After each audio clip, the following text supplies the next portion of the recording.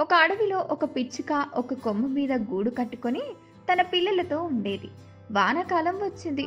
ఒక రాత్రి కుండపోత వర్షం కురవడం మొదలైంది. బలంగా వీచిన గాలులకు పిచ్చుక గూడు దూరంగా ఎగిరిపోయింది.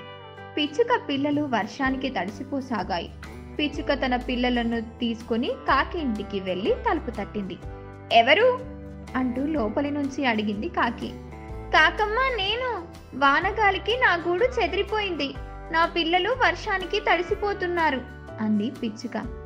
అయితే నేనేం చెయ్యాలి అంటూ ప్రశ్నించింది కాకి. వర్షం ఆగేంత వరకు నీ ఇంట్లో ఆశ్రమం ఇవ్వు అంటూ ప్రాధేయపడింది పిచ్చుక. నా పిల్లలు వెచ్చగా పడుకుని ఉన్నారు, నేను తలుపు తీయలేను అని నిర్దాక్షంగా చెప్పింది కాకి. దానితో పిచ్చుక తన పిల్లలను తీసుకుని కొత్త ఇంటిని వెతుక్కుంటూ వెళ్ళిపోయింది. కొద్ది రోజులు గడిచాక ఒకరోజు పిచ్చుక ఇంటి తలుపు ఎవరో తట్టడం విని ఎవరు అని అడిగింది. పిచ్చుకమ్మ, నేను కాకిని. నా ఇల్లు వర్షానికి కూలిపోయింది. నా పిల్లలు తడిసిపోతున్నారు. దయచేసి తలుపు తీస్తే ఈ అర్ధరాత్రి నీ ఇంట్లో ఉంటాను. పిచ్చుక వెంటనే తలుపు తీసింది. కాకి పిల్లలను తన రెక్కలతో ముంచుకుని లోపలికి తీసుకుని వచ్చి తన పిల్లల దగ్గర ఉంచింది. గతంలో పిచ్చుకతో తాను ఎలా ప్రవర్తించిందో గుర్తుకు వచ్చి కాకి సిగ్గుతో తల వంచుకుంది. పులిని భయపెట్టిన జింక. అనగనగా ఓ అడవి. ఆ అడవిలో జింక ఒకటి ఉన్నది. అది ఓ రోజు గడ్డి మేస్తూ మేస్తూ చాలా దూరం వెళ్ళింది. ఇంతలో వాన మొదలైంది. వెంటనే జింక పక్కనే ఉన్న గుహలోకి వెళ్ళి తలదాచుకుంది. కాసేపటికి వాన తగ్గింది. ఇంకా బయటకు వద్దాం అనుకునేంతలో గుహవైపు వస్తున్న పెద్ద పులి కనపడింది. ఒక్కసారిగా జింక గుండె ఆగినంత పనైంది. అమ్మో, ఆ పెద్ద పులి కంటపడ్డానో ప్రాణాలు పోయినట్టే, ఇప్పుడేం చెయ్యాలి అని ఆలోచనలో పడింది. గుహ చీకటిగా ఉండటం వల్ల తాను పెద్ద పులికి కనబడే అవకాశమే లేదని ఆలోచనలో రాగానే కాస్త స్థిమితపడింది. కానీ ప్రమాదం మాత్రం పూర్తిగా తొలగిపోలేదు. పెద్ద పులి ఏ క్షణంలో అయినా గుహలోపలికి వచ్చేయచ్చు. తానేమో బయటకు పరిగెత్తుకెళ్ళి పారిపోయే అవకాశం లేదు. వెంటనే జింకకు మెరుపులాంటి ఆలోచన వచ్చింది. అది గంభీరంగా గొంతు మార్చి, ఆ పెద్ద పులి వచ్చే సమయం అయ్యింది, నిశ్శబ్దంగా ఉండు. అది రాగానే మనం ముగ్గురం ఒకేసారి దాడి చేద్దాం. ముందే చెప్తున్నా, దాని గుండెకాయ మాత్రం నాకే. ఇప్పటికీ 99 పులుల గుండెలు తిన్నా, ఇదొక్కటి తింటే 100 అవుతాయి అన్నది. ఆ మాటలు విన్న పెద్ద పులికి ఏమీ అర్థం కాలేదు. తనకన్నా ఏవో పెద్ద జంతువులు గుహలోకి దూరి ఉంటాయనుకుని భయపడింది. ఇక ఇక్కడ ఎక్కువ సమయం ఉండటం మంచిది కాదని పరిగెత్తింది. దానికి కాస్త దూరంలో తోడేలు కనిపించింది. ఎందుకు పరిగెడుతున్నావు అని పులిని అడిగింది. అది విన్న మాటలు విషయం చెప్పింది. పద వెళ్ళి చూద్దాం అని అంది తోడేలు. పులి భయంగానే ఒప్పుకుంది. జింక గుహలో నుంచి బయటకు వద్దాం అనుకునేంతలో దానికి ఓసారి తోడేలు పెద్ద పులి కనిపించింది. మరోసారి గొంతు మార్చి, పెద్ద పులి వచ్చేలా లేదు కానీ ఈలోపు ఏదైనా తోడేలు దొరుకుతుందేమో వెళ్ళి చూసొస్తా. మీ ఇద్దరు మాత్రం ఇక్కడే ఉండండి. ఈరోజు మనం పులి తోడేలు మాంసాలతో విందు భోజనం చేసుకోవాల్సిందే అని గంభీరంగా అంది జింక. తోడేలు ఒక్కసారిగా వెనక్కి తిరిగి పరిగెత్తబోయింది. ఈ కంగారులో అది పెద్ద పులిని కొట్టింది. ఒక్కసారిగా పులి కూడా ఉలిక్కిపడి కింద పడింది. వెంటనే పైకి లేచి ఈసారి మరింత వేగంగా పరుగుపెట్టి పారిపోయింది. తోడేలు దాన్ని అనుసరించింది. బతుకు జీవుడా అనుకుంటూ జింక గుహ నుంచి బయటకు వచ్చి మరో దిక్కుకు వేగంగా పరిగెత్తి తన ప్రాణాలు దక్కించుకుంది. ఇంకిప్పుడు ఆ గుహ వైపు వెళ్లే సాహసం చెయ్యలేదు. ఈ కథలో నీతి ఏమిటంటే తెలివితేటలతో ఎంతటి ఆపద నుండైనా గట్టెక్కవచ్చు. గాడిద కుక్క నీతి కథ. అనగనగా ఒక ఊరిలో ఓ చాకలివాడు ఉండేవాడు. అతడికి ఒక కుక్క, ఒక గాడిద ఉండేది. గాడిద బట్టల మూటలను మోసేది. కుక్క యజమాని ఇంటికి కాపల కాసి అతనెక్కడికి వెళ్తే అక్కడికెళ్ళి తోడుండేది. అలా గాడిద కుక్క రెండూ స్నేహంగా ఉండేవి. అయితే కొంతకాలంగా గాడిదకు పని బాగా పెరిగింది. పాపం, ఈ గాడిద రోజంతా బరువైన మూటలను మోసి పనిలో నాకు ఎంతో సహాయపడుతున్నది. కానీ కుక్క పగలంతా నా చుట్టూ తిరగడం, రాత్రల్లా హాయిగా పడుకోవడం తప్ప దానికి పనేముంది అనుకుని చాకలివాడు కుక్క కన్నా గాడిదకు ఎక్కువ ఆహారం పెట్టడం, ప్రేమగా చూసుకోవడం చేసేవాడు. దాంతో గాడిద బాగా సంబరపడేది. కుక్క లోపలే కుళ్ళుకునేది. ప్రతి కుక్కకి ఒక రోజు వస్తుంది, అప్పుడు చూపిస్తాను నేనేంటో అనుకుని సమయం కోసం వేచి చూడసాగింది. ఒకరోజు రాత్రి అందరూ నిద్రపోతున్నప్పుడు ఆ ఇంట్లో ఒక దొంగ ప్రవేశించాడు. దొంగ ఇంట్లోకి వెళ్ళడం చూసిన కుక్క మౌనంగానే ఉంది. ఇది గమనించిన గాడిద కుక్క వైపు ఆశ్చర్యంగా చూసి, నువ్వు దొంగను చూసి మొరగలేదెందుకు అని అడిగింది. మన యజమాని నన్ను అస్సలు పట్టించుకోవడం లేదు. గత కొంతకాలంగా నాకు సరిగ్గా తిండి కూడా పెట్టడం లేదు. అలాంటప్పుడు నేనెందుకు మరగాలి అని కుక్క గాడిదతో వాదనకు దిగింది. ఇది వాదించుకునే సమయం కాదు. దొంగ ఉన్నదంతా ఊడ్చుకుపోయేలా ఉన్నాడు. ముందు మన యజమానికి సహాయం చేయాలి. వెంటనే మొరుగు అన్నది గాడిద. కుక్క తను మొరగనన్నట్లు నిర్లక్ష్యంగా సమాధానమిచ్చింది. ఇక చేసేదేమీ లేక గాడిద గట్టిగా కూత పెట్టడం మొదలుపెట్టింది. గాడిద అరుపులు విని ఆ శబ్దం భరించలేక దెబ్బకు ఇంట్లో వాళ్ళంతా లేచారు. దొంగ నెమ్మదిగా పారిపోయాడు. చాకలివాడికి అనవసరంగా నిద్ర చెడగొట్టిందని గాడిదపై విపరీతమైన కోపం వచ్చింది. పెద్ద దుండకర్ర తీసుకొని దానిని చితకబాదాడు. ఇదంతా కుక్క నవ్వుతూ చూస్తూ ఉంది. అప్పుడు అర్థమైంది గాడిదకు, ఎవ్వరు పని వాళ్ళే చెయ్యాలి. పిచ్చుక గుణం నీతి కథ. ఒకానొక ఊరిలో ఒక అమాయకపు పిచ్చుక ఉండేది. మనసులో ఏ కల్మషం లేని ఆ పిచ్చుకకు ఒకరోజు ఒక కాకుల గుంపు పరిచయమైంది. ఆ కాకులతో పిచ్చుకకి స్నేహం అయింది. పిచ్చుకకి అందరూ చెప్పారు, ఆ కాకులతో స్నేహం చేయొద్దు, అవి మంచివి కావు అని. కానీ ఆ పిచ్చుక మాట వినలేదు. ఒకరోజు కాకుల గుంపు ఎటో వెళ్తూ పిచ్చుకను కూడా తోడు రమ్మన్నాయి. అమాయకపు పిచ్చుక ఎక్కడికి, ఎందుకు అని అడగకుండా ఆ కాకులను గుడ్డిగా నమ్మి వాటితో వెళ్ళింది. కాకులు ఒక పొలానికి వెళ్ళి అక్కడ మొక్కలన్నిటినీ ధ్వంసం చేయసాగాయి. పిచ్చుక నిస్సహాయంగా ఏమి చేయాలో తెలియక అటూ ఇటూ గెంతుతూ ఉంది. ఇంతలో ఆ పొలం రైతు పరిగెత్తుకుంటూ వచ్చి ఒక పెద్ద కర్రతో ఆ కాకులను కొట్టడం మొదలు పెట్టారు. కాకుల గుంపుకు ఇది అలవాటే. అవి తుర్రుమని ఎగిరిపోయాయి. పిచ్చుక రైతులకు దొరికిపోయింది.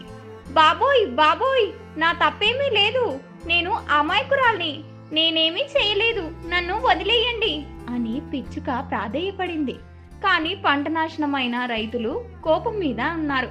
పిచ్చుక మాట నమ్మడం లేదు కదా. దాని వైపు అసహ్యంగా చూసి మరో 2 దెబ్బలు వేశారు. ఇతరులు మన మిత్రులను చూసి మన గుణం ఏమిటో నిర్ధారించుకుంటారు. అందుకే మనం మంచిగా ఉన్నా మన స్నేహితులు చెడ్డవారైతే మనం కూడా చెడ్డవాళ్ళమే అనుకుంటారు.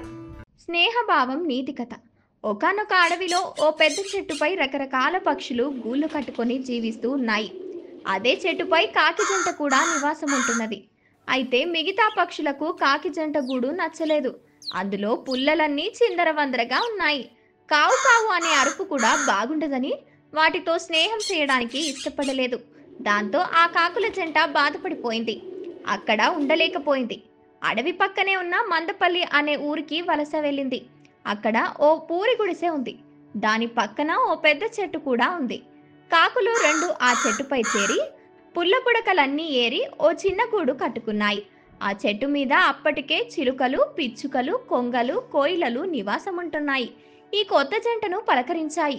ఎక్కడి నుంచి వచ్చారు అని అడిగాయి. ఆ మాత్రం దానికే కాకులు బోలెడు సంబరపడిపోయాయి. అసలు విషయం చెబితే ఇవి కూడా మాట్లాడవని భయపడి, ఊరు చూడడానికి వచ్చాం, కొద్ది రోజులుండి వెళ్తాం అని చెప్పాయి. ఆ చెట్టు కింద పూరి గుడిసెలో ఓ ముసలమ్మ ఉండేది. ఆమె రోజు అన్నం తినగానే మిగిలిన మెతుకులు మురికి కాలువలో పోయకుండా చెట్టు కింద విసిరేది. కొన్ని పక్షులు వచ్చి ఆ మెతుకులను ఏరుకొని తినేవి. కాకుల జంట కూడా ఆహారం దొరికినప్పుడల్లా ఆ మెతుకులు తినేది. దాంతో కాకులకు ఆ ముసలమ్మకు తెగ నచ్చేసింది. రోజు ఆమె గొప్పదనం గురించి చెప్పుకునేవి. ముసలమ్మ నిత్యం కర్రపుల్లలు ఏరుకుని వచ్చి వంట చేసుకోవడం చూశాయి కాకులు. ఒకరోజు ముసలమ్మ జ్వరంతో బాధపడుతూ కర్రపుల్లలు తెచ్చుకోలేదు. వంట చేయడానికి కర్రపుల్లలు లేక దిగులుగా కూర్చుని ఉన్న ముసలమ్మను చూసింది కాకి జంట. ఆమెకు ఎలాగైనా సహాయం చేయాలని అనుకుంది. వెంటనే 2 పుల్లలను నోటితో కరుచుకొని వచ్చి ముసలమ్మ దగ్గర వేశాయి. ఇలా చాలాసార్లు తిరిగి తిరిగి బోలెడు పుల్లలు తెచ్చి పెట్టాయి. అది చూసి ముసలమ్మ చాలా సంతోషించింది. నెమ్మదిగా వంట చేసుకొని తిని కొన్ని మెతుకులు ప్రేమగా వాటికి వేసింది. ఆ తర్వాత ఊర్లోకి వెళ్లి మందు బిళ్ళలు తీసుకొచ్చుకున్నది. కాకి జంట చేసిన సహాయం చూసి మిగిలిన పక్షులు వాటి మంచితనం, సహాయ గుణాన్ని ఎంతో మెచ్చుకున్నాయి. ఆ రోజు నుంచి మరింత స్నేహభావంతో మెలకసాగాయి. దీంతో కాకులు ఎంతో ఆనందించాయి. గడసరి అత్త సొగసరి కోడలు నీతి కథ. ఒక ఊరిలో గడసరి అత్త, సొగసరి కోడలు ఉండేవారు. అత్తగారు చాలా గడసరి, కోడలు చాలా తెలివైనది. అత్తగారు కోడలిని ఎప్పుడూ ఏదో పని చేయమని చెప్పేది. కోడలు కూడా ఏమీ అనకుండా అన్ని పనులు చేసేది. ఒకరోజు అత్తగారు కోడలిని పిలిచి, కోడలా, ఈరోజు నువ్వు నాకు ఓ ప్రత్యేకమైన వంటకం చేసి పెట్టాలి అని చెప్పింది. కోడలు సరే అత్తగారు అని చెప్పి వంట చేయడం ప్రారంభించారు. కోడలు వంట చేస్తుండగా అత్తగారు వచ్చి, కోడలా, ఈ వంటకం నాకు నచ్చలేదు, నువ్వు మరో వంటకం చెయ్యి అని చెప్పింది. కోడలు మళ్ళీ మరో వంటకం చేయడం ప్రారంభించింది. కోడలు మరో వంటకం చేస్తుండగా అత్తగారు మళ్ళీ వచ్చి, కోడలా, ఈ వంటకం కూడా నాకు నచ్చలేదు, నువ్వు ఇంకో వంటకం చెయ్యి అని చెప్పింది. కోడలు విసుగు చెందింది, కానీ ఏమీ అనకుండా మరో వంటకం చేయడం ప్రారంభించింది. కోడలు మరో వంటకం చేస్తుండగా అత్తగారు మళ్ళీ వచ్చి, కోడలా, ఈ వంటకం కూడా నాకు నచ్చలేదు, నువ్వు ఎందుకు సరిగ్గా వంట చేయలేకపోతున్నావు అని అడిగింది. కోడలు నవ్వి, అత్తగారు, నేను ఎన్ని వంటకాలు చేసినా మీకు నచ్చడం లేదు, బహుశా మీకు ఆకలి వేయడం లేదేమో అని చెప్పింది. అత్తగారు ఆశ్చర్యపోయి, అవును కోడలా, నాకు ఆకలి వేయడం లేదు, నేను నిన్ను పరీక్షించడానికి అలా చేశాను అని చెప్పింది. కోడలు నవ్వి, అత్తగారు, మీరు నన్ను పరీక్షించాల్సిన అవసరం లేదు, నేను మీకు ఎప్పుడూ మంచి కోడలిగానే ఉంటాను అని చెప్పింది. అత్తగారు కోడలి తెలివితేటలను మెచ్చుకుని, నువ్వు నిజంగా చాలా మంచి కోడలివి అని చెప్పింది.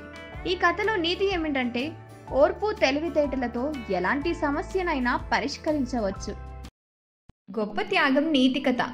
అనగనగా ఒక అడవిలో ఎలుగుబంటి తన కుటుంబంతో నివాసం ఉండేది. అది ఒకరోజు అరణ్య మార్గంలో వస్తూ ఉండగా ఒక డైనోసార్ దానికి ఎదురొచ్చి, ఓ ఎలుగుబంటి, నేను మిక్కిలి ఆకలితోనూ ఉన్నాను, నిన్ను తినేస్తాను అన్నది. ఎలుగుబంటి చేతులు జోడించి, రాక్షసోత్తమా, నేను నా కుమార్తె వివాహం కోసం ఆభరణాలు తీసుకొని వెళ్తున్నాను, ఇవి ఇంటిలో ఇచ్చి మరలా వచ్చి నీకు ఆహారం కాగలను అన్నది. వెళ్ళి త్వరగా రా అన్నది డైనోసార్. ఎలుగుబంటి వేగంగా ఇంటికి వెళ్ళి నగలు తన భార్య చేతికిచ్చి, అమ్మాయి వివాహం చక్కగా జరిపించు, నేను డైనోసార్కి ఆహారంగా వెళుతున్నాను అని విషయం వివరించాడు. చాటు నుంచి ఇది విన్న తన తనయుడు తండ్రి కంటే ముందుగానే పరుగు పరుగున డైనోసార్ వద్దకు వచ్చి, నా తండ్రికి బదులుగా నన్ను ఆహారంగా స్వీకరించు అన్నది. అంతలో ఎలుగుబంటి వచ్చి తనయుణ్ణి వదిలివేసి తనను తినమని అన్నది. వీరిద్దరూ వాదలాడుకుంటూ ఉండగానే, నేను ఎలుగుబంటి తండ్రిని, నన్ను తిని వాళ్ళని వదిలిపెట్టు అని అన్నది. అంతలో ఒక ఎలుగుబంటి వచ్చి, భర్తనో కుమారునో కోల్పోయి నేను జీవించలేను, నన్ను తిను అన్నది. ఈలోగానే ఒక నవవధువు వచ్చి, ఈ అనార్థాలకు మూలం నేను, నాకు నగలు తేవడానికి వెళ్ళిన తండ్రి నీ కంట పడినాడు, నన్ను తిను అన్నది. డైనోసార్ కంట జలజల కన్నీరు వచ్చింది. అంతలో అది ఒక సింహంగా మారిపోయి, నేనొక మృగరాజుని, శాపం వల్ల డైనోసార్గా మారాను, మీ వల్ల శాప విమోచనం జరిగింది కాబట్టి మీకు సకల సిరి సంపదలు ఇస్తున్నాను, తీసుకోండి అని వాటిని కానుకగా ఇచ్చి అదృశ్యమయ్యింది. కాకరకాయ రుచి నీతి కథ. అనగనగా ఒక రైతు ఉండేవాడు. ఆ రైతు ఒకసారి ఎవరింట్లోనో కాకరకాయ కూర తిన్నాడు. అతనికి ఆ కూర చాలా నచ్చింది. అప్పట్లో కాకరకాయ అంత సులువుగా దొరికేది కాదు. అందుకని కష్టపడి విత్తనాలు సంపాదించి అవి నాటి కాకరకాయ పదుని భద్రంగా కాపాడుకుంటూ పెంచి చివరికి 3 కాకరకాయలు పండించాడు. అవి ఎంతో సరదాగా కోసుకుని జాగ్రత్తగా ఇంటికి తీసుకుని వెళ్ళాడు. ఇంట్లో అతని పెళ్ళానికి కాకరకాయలు ఇచ్చి వాటిని ఉల్లిపాయలతో నూరి బ్రహ్మాండమైన కూర చేయమన్నాడు. మర్నాడు తెల్లవారుజామున లేచి పొలానికి వెళ్ళిపోయాడు. రోజంతా కాకరకాయ ఉల్లి కారం పెట్టిన కూరని తలుచుకుని అతని నోరు ఊరుతూనే ఉంది. ఇప్పుడెప్పుడు ఇంటికి వెళ్దామా, ఎప్పుడు కూర తిందామా అని ఆరాటపడుతూ ఉన్నాడు. ఇలా ఉండగా అతని పెళ్ళాం బూరు ముక్కల్లోని మంచిగా నూనె వేసి ఉల్లికారం పెట్టిన కాకరకాయలు వేయించడం మొదలుపెట్టింది. ఆ వేగుతున్న కాకరకాయలు నూనెలో బుసబుసలు ఆడుతూ మహా మంచి సువాసన వస్తున్నాయి. కూర అయిపోయాక ఆ కాయలను చూస్తుంటే ఆ అమ్మాయి ఉండపట్టలేకపోయింది. రుచి ఎలా ఉందో చూడాలి కదా అని ఒకటి చూద్దాము అనుకుని ఒక కాకరకాయ తినేసింది. కొంతసేపటికి ఆకలేస్తోంది. నా వంతు కూర అన్నం తిందాము అనుకుని రెండో కాయ కూడా తినేస్తుంది. మొత్తానికి పొలం పని పూర్తి చేసుకుని రైతు కాకరకాయ కలలు కంటూ ఇంటికి చేరుకున్నాడు. భోజనానికి కూర్చుంటే పెళ్ళాం కూర వడ్డించింది. ఇదేంది ఒకటే ఉంది, మిగిలిన రెండేవి అని అడిగాడు. ఒకటి రుచి ఎలా ఉందో అని తిని చూశాను, రెండోది నా వాట, అందుకే అన్నంలో తినేశాను అని చెప్పింది. రైతు కోపం వచ్చి అలా ఎలా తినేస్తావు అన్నాడు. అని మూడోది కూడా నోట్లో వేసుకుని తినేసింది. కాకరకాయ రుచి అలాంటిది మరి. పిచ్చుక ఆతృత. ఒక అడవిలో చెట్టు మీద ఒక పిచ్చుక జంట కాపురం ఉండేది. ఒకరోజు ఇద్దరు యాత్రికులు పొరుగురిలో జరిగిన పెళ్లికి వెళ్ళి తిరిగి వస్తూ ఆ చెట్టు కింద కూర్చుని విశ్రాంతి తీసుకుంటున్నారు.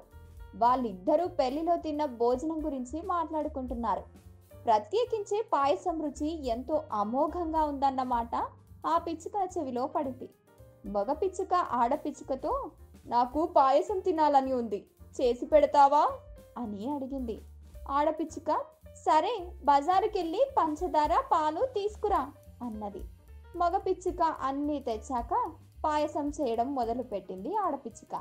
పొయ్యంటించి గిన్నెలో నీళ్లు బియ్యం పోసి ఉడకపెట్టింది. బియ్యం ఉడకాలంటే సమయం పడుతుంది కదా, కానీ మగ పిచ్చుకకు తినాలనే ఆతృత ఎక్కువై పాయసం అయ్యిందా అని అడిగింది. ఇంకా బియ్యం ఉడకలేదు అని చెప్పింది ఆడపిచ్చుక. ఇంకా అవ్వలేదా అని అడిగింది మగ పిచ్చుక. ఇప్పుడే పంచదార పాలు కలిపాను, ఇంకొంచెం ఉడకాలి అని అన్నది ఆడపిచ్చుక. పాయసం చివరకు తయారైంది. అడవంతా పాయసం వాసనతో గుమగుమలాడుతుంది. పాయసం అయ్యిందా అని మగ పిచ్చుక అడిగిన ప్రశ్నకు ఆడపిచ్చుక అయ్యింది కానీ అని మాట పూర్తి చేయకముందే వేడి పాయసంలో మూతి పెట్టి కాల్చుకుంది మగ పిచ్చుక. ఆ కోపానికి పాయసం అంతా పడేసింది. చల్లారాలి అని నేను మాట పూర్తి చేయకముందే తినబోయి ఎంత పని చేశావు అన్నది ఆడపిచ్చుక. మగ పిచ్చుక గిన్నెలో మిగిలిన ఒక్క చుక్క పాయసాన్ని చల్లారాక రుచి చూసింది. ఎంతో రుచిగా ఉంది. తాను తొందరపడి ఇంత రుచికరమైన పాయసాన్ని నేలపాలు చేసేందుకు బాధపడింది. ఓపిక లేకుండా తొందరపడటం మంచిది కాదని అప్పుడు తెలుసుకుంది.